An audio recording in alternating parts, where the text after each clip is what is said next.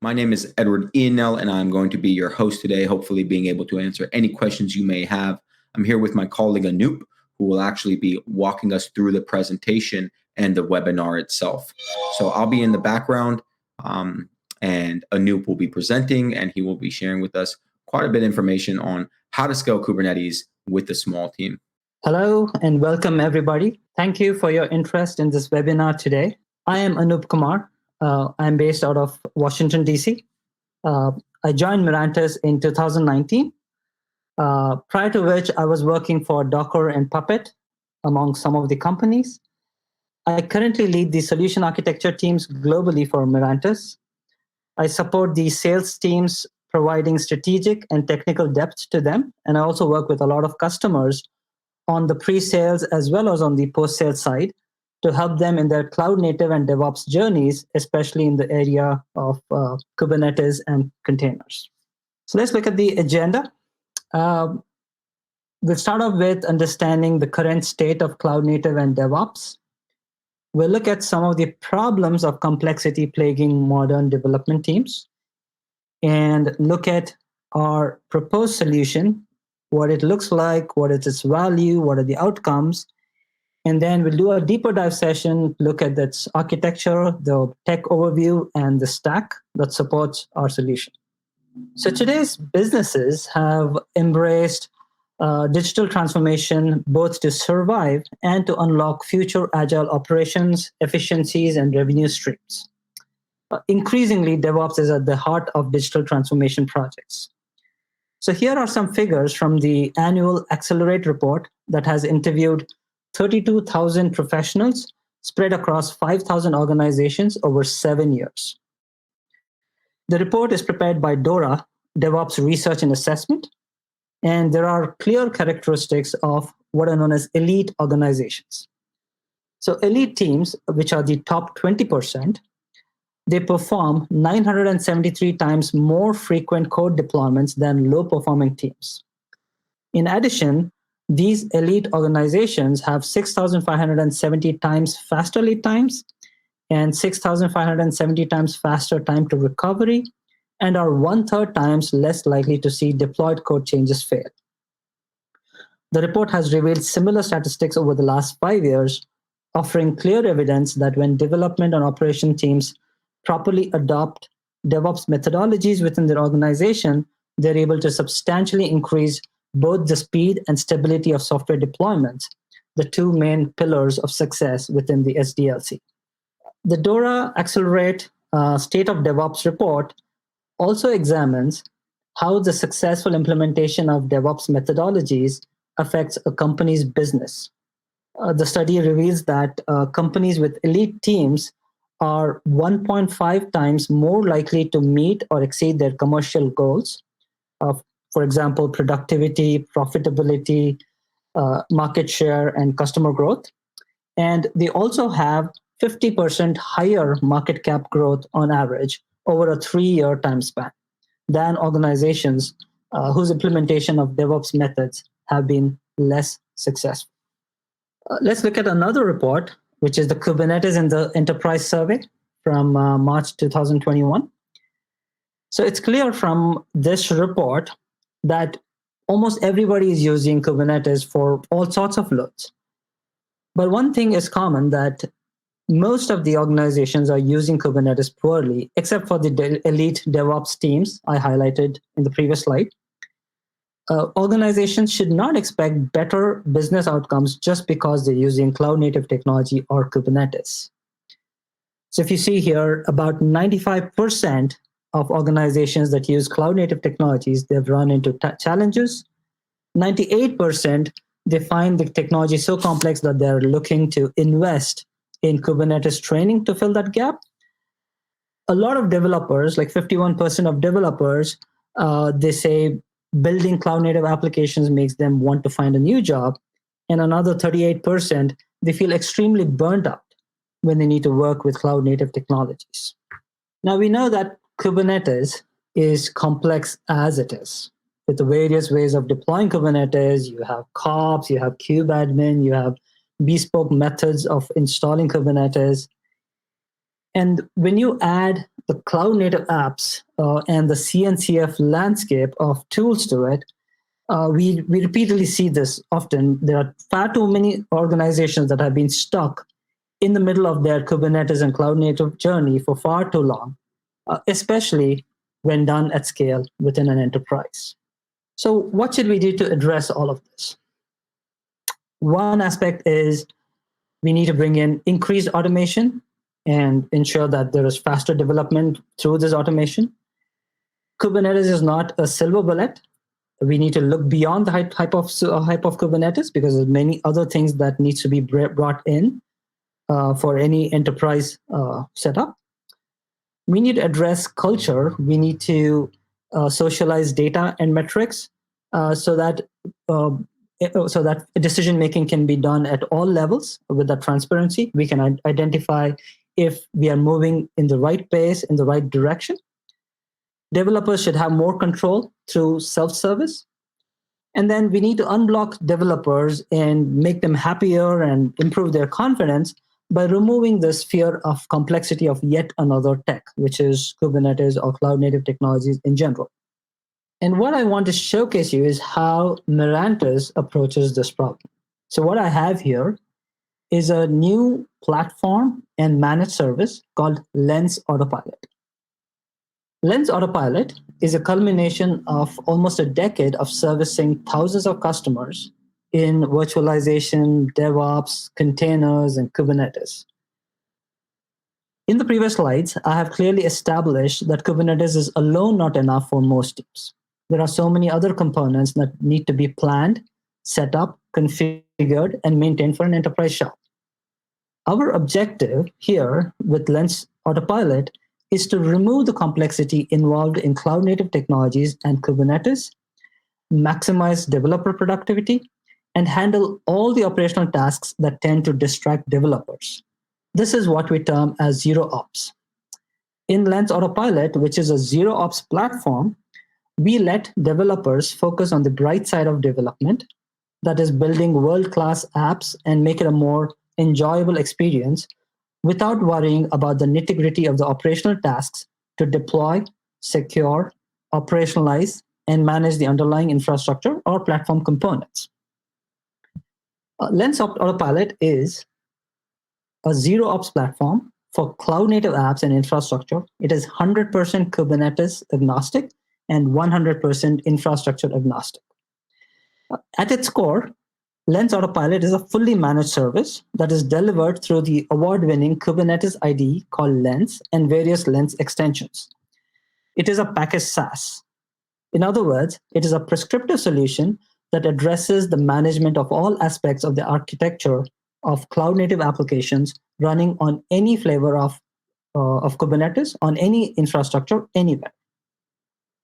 The Lens Autopilot solution encompasses increased collaboration via a Lens cluster sharing feature called Spaces and Dev clusters, and extensions built for Lens and Kubernetes. Additionally, Lens Autopilot includes an industry-grade CI/CD solution embracing GitOps principles, SRE and monitoring to ensure uptime of all applications, peace of mind through continuous security enforced via policies, and an up-to-date training module. A large part of Lens Autopilot is metrics-driven to ensure that changes are progressing in the right direction and at the right pace. To put it more succinctly, Lens Autopilot will get you set up with all the necessary DevOps tools, processes, education, and confidence to begin or continue on your cloud-native journey in the quickest manner possible, without compromising on the critical aspects of security, governance, automation, and measurable outcomes through metrics. What are some of the outcomes that you can expect out of Lens Autopilot? At its core, as I mentioned, we are all about eliminating the complexity of Kubernetes and cloud-native development.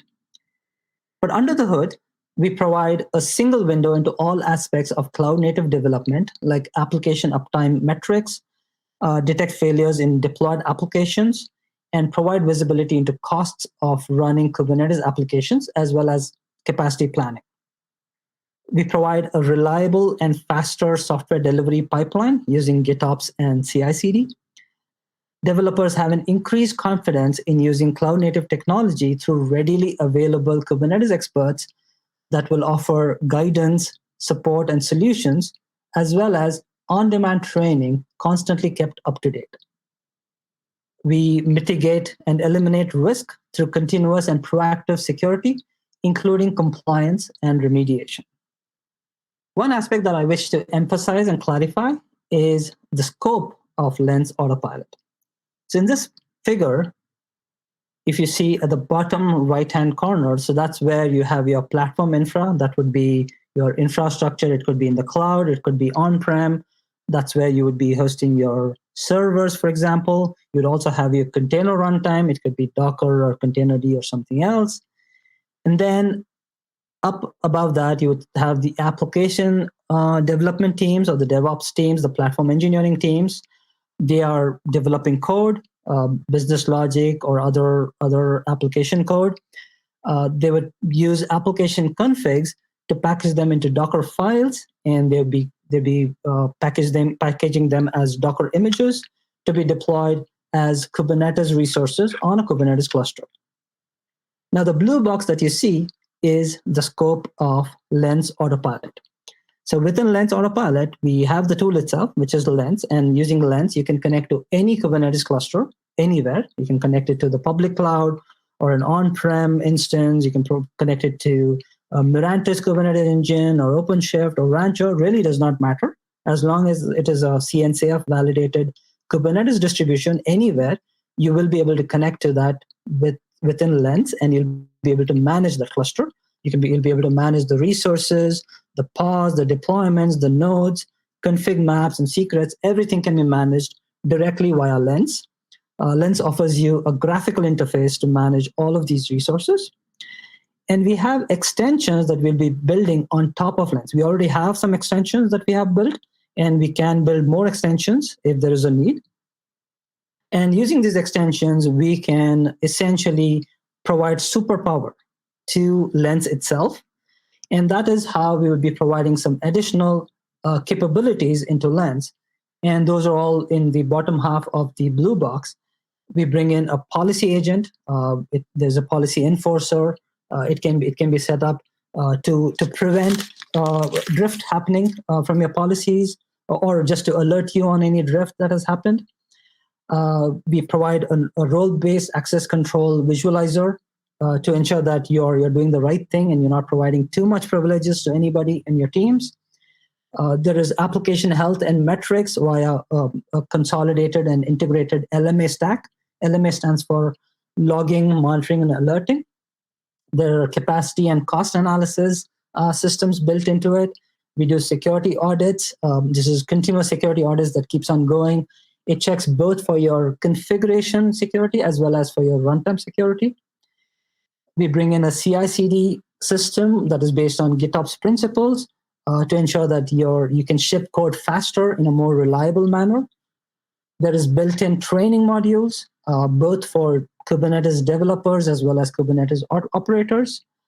There are experts that are available 24/7 to provide you support or even to provide you guidance on how to design a new feature. And finally, we provide a developer experience, including best practices, all through the Lens tool itself. So looking at the solution and the technology stack within Lens Autopilot, to manage your Docker images, which means you would want to build your Docker images and you'd want to run them, you need some sort of a cluster.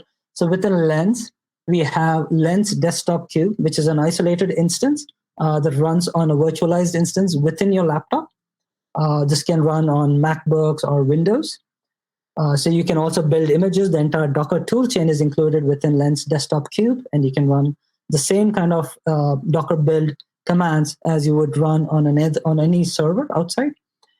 We build custom extensions on demand. If there's a particular need that you need to integrate with any particular system, and you want to provide those visibility or those metrics directly within Lens, that is also available within Lens Autopilot.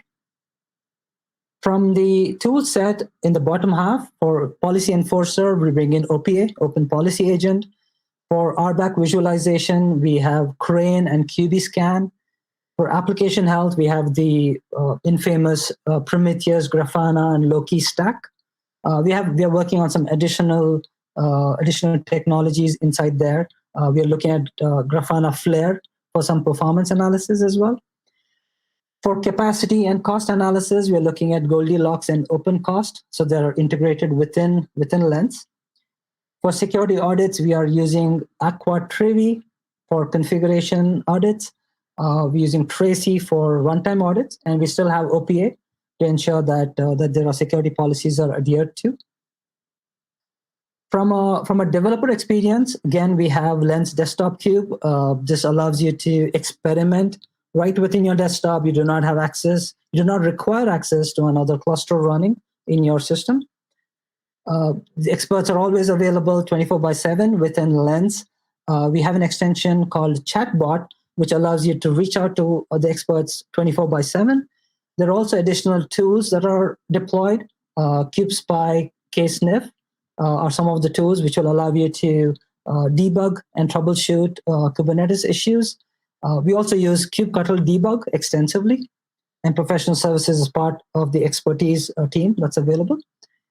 And we talked about the on-demand training. Training modules are available that are constantly kept up to date, and they're geared towards developer as well as operators. And from a CI/CD perspective, we bring in industry-grade tools. You can use Flux V2 or Argo for the CD part of it. For CI, we support GitHub Actions and GitLab CI. We're also working on Jenkins right now. Jenkins does not have the GitOps flavor, but it is very popular. So that is also support that we are adding into Lens Autopilot. So let's look at the solution architecture of the SaaS solution that is within Lens Autopilot. So at the bottom, you see all these clusters. These are the clusters that anybody would be running, a customer would be running, clusters 1 through N. You can call this as dev clusters, test, QA, production, or it can be different business units. The developers, they'll be accessing these clusters either directly via kubeconfig or through Lens, and they'll be able to manage these clusters. What they would do is, using Lens and Lens spaces, they can add specific clusters into a space, and they can share that space with other teams. For example, the Lens Autopilot team, which is going to support them. Now, Lens Autopilot team, they use their own Lens, and they use the Lens spaces medium, and they can access only those clusters that have been shared with them. And obviously, there is some coarse-grained access control within here. You can provide write access or admin access or read-only access. So the Lens Autopilot team will be able to play within those rules, and they'll not be able to get any elevated access beyond what has already been shared. However, once they have write or admin access, the Lens Autopilot team, they can manage the clusters for you. They can look at logs, they can do troubleshooting, they can make changes, they can install tools for you, for example, the CI/CD tools or logging and metric tools. All those tools, they can add it directly into your cluster. Meanwhile, the developers, they continue to work in exactly the same way. They continue to write code in some Git repository like GitHub. They continue to use Helm or kubectl, or they can directly use Lens. So there's not a lot of change that is necessary from the developer side. Now, additionally, the developers would also have access to the Lens Desktop Cube. As I said, it's an integrated feature within Lens, and that will provide each developer their own isolated instance of a full-fledged Kubernetes and Docker cluster. As I mentioned, it has Kubernetes in it. It also has the Docker toolchain, so a developer can build their images directly within their desktop or laptop. One additional aspect is that we also have a Prometheus forwarder, which will allow us to forward the metrics from each of your cluster into a hosted Prometheus server. And there we can plug in another Grafana, and now the developers can use self-service to run all sorts of reports. If they want to do any sort of troubleshooting, all that is possible via this hosted Grafana solution. Right? So all in all, just provides additional eyes. The experts are there providing you confidence and providing you support to make sure that you get the best experience out of your cloud native and Kubernetes implementation. Excellent.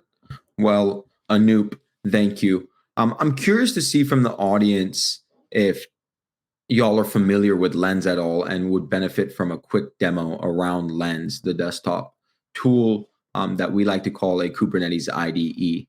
Okay. Well, I'll share my screen real quick and show y'all Lens, the desktop application. It's extremely exciting tool that we leverage on a day-to-day basis. So I hope you can see my screen now. Here, as Anoop mentioned, this is a Lens desktop Kubernetes built for developers to have their own development environments running locally through Lens, the desktop application. Here I can see how my cluster is performing from my master to my worker node, the CPU, memory, and so forth. On the bottom half of the screen, we can actually scan for real-time security vulnerabilities, issues, or events that may be happening to your cluster. And from here, we can actually navigate over to our workloads and get a clear understanding of how our workloads are performing at any given moment. So I can take a look at all of my pods, the namespaces associated to the deployments, the daemon sets, the stateful sets, and so forth, and actually click into these and get a detailed understanding of how they're actually currently performing. So I can see my CPU, memory, network, maybe a drop in the file system. And this is pre-built in Prometheus that's happening here as well. As I scroll down, I can see the container it's associated with and all relevant information that I would like to see. If I would like to troubleshoot something, I can access the logs. And this is something Anoop alluded to, where the Lens Autopilot team would be able to help organizations troubleshooting different deployments, so forth, speeding up their application delivery on top of Kubernetes and whatnot. You can scale your deployments as much as you would like through the graphical user interface. You can edit resources in YAML as well, if you choose to do so. Anoop also mentioned Security Center, where we can actually scan your images directly in your cluster or your configuration to get a clear understanding of what is currently happening within that environment itself. And we are also providing detailed analysis of the CVEs you may be facing. From here, I can navigate to events. Looks like we don't have any. Service access control, and so forth. So this is Lens Desktop. It's the tool behind Lens Autopilot that's truly going to accelerate application delivery on top of Kubernetes, as well as help small teams work with Kubernetes because it's eliminating the complexity. On average, we see anybody that's leveraging Lens on a day-to-day basis saves roughly 8 hours a week when working with Kubernetes, because they can easily get a bird's eye view and a 360 view of everything happening within their Kubernetes environment and their cluster without having to write any YAML or kubectl, which can be cumbersome or bothersome to developers and so forth. So this is why we developed this tool that's going to accelerate Kubernetes adoption within your organization, eliminate Kubernetes complexity, as well as help you deploy applications on top of Kubernetes much faster. Customers that leverage Lens and Lens Autopilot see a application deployment speed increase by almost 10x. So they're deploying applications 10 times faster than they have seen with just running this on their own.